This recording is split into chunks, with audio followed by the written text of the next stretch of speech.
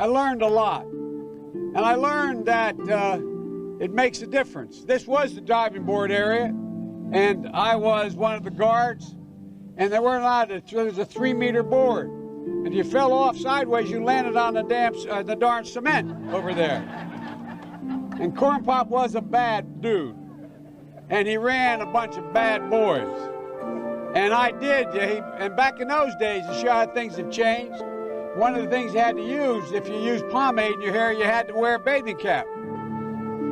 And so he was up on the board, wouldn't listen to me. I said, "Hey, Esther, you, off the board, or I'll come up and drag you off."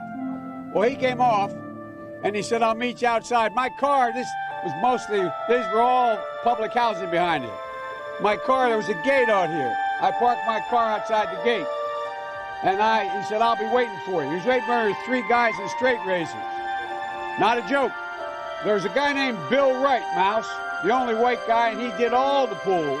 He was the mechanic. And I said, "What am I going to do?" He said, "Come down here in the basement where mechanics, where all the pool is. You know the chain, there used to be a chain that went across the deep end.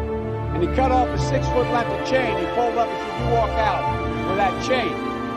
And you walk to the car and say, 'You may cut me, man, but I'm going to wrap this chain around your head.'" I said, "You're kidding me."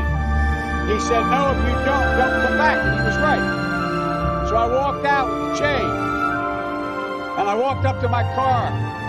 And those days, you used to remember the straight razor, you'd bang them on the curb, get them rusty, put them in the rain barrel, get them rusty. And I looked at him, but I was smart then.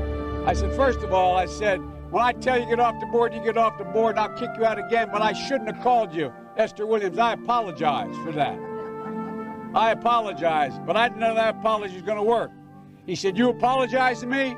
I said, "I apologize for that, not for throwing you out, but I apologize for what I said." He said, "Okay," closed the straight razor, and my heart began to beat again.